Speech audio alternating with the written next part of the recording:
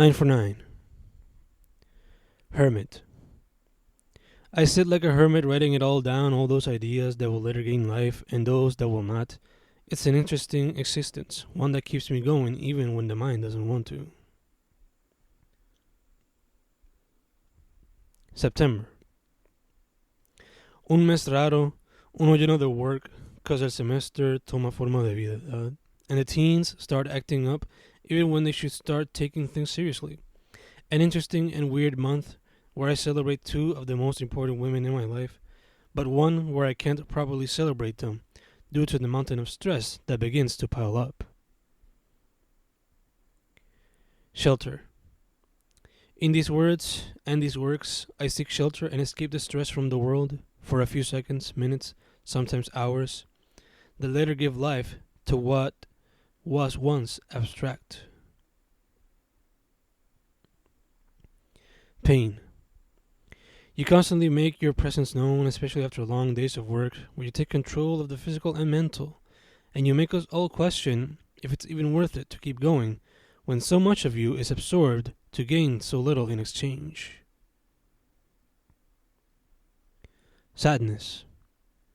Sadness overwhelms me and many of my generation and the generation younger as it becomes difficult for us to find a purpose entre tanto caos que vemos presencial y digital en un mundo that we deem too corrupt and destroyed to fix. Many try to find hope in different forms, even resorting to items as fictional as the religions they deem absurd, but that's how sadness works. It can make the most depressive into the most desperate. Kindness. With a little bit of kindness we can go a long way, especially if everyone learns to spread it and share it. Sadly, humans will be humans and many will fail to practice such a simple act, making it difficult for us to progress as a species. Happiness. Despite the chaos, happiness can be found in every corner of the web, happiness that can keep us distracted from life's darker sides. Joy. In these words, in these worlds, I find joy as I find something new that'll keep my mind playing and finding ways to express and create something that never was. Self-control. With a little more self-control, I think I could probably be a little more happier, thus making my circle happier. Pero la cosa está difícil when you want to do so much and have so little to actually achieve them all. Love. Your little acts of love give me joy and a willingness to keep going. I knew your birth would change me, but I never thought it would be something like this, something that would bring me happiness by simply looking at your smile through a phone. Birth.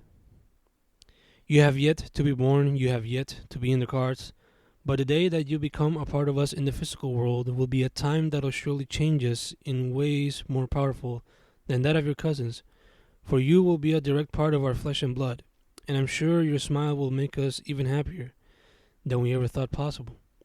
It'll truly be, for lack of a better phrasing, life-changing. Finality. I guess a sense of finality can be somewhat felt when children become part of our lives. It must feel like we're halfway there, halfway in life, halfway in our goals.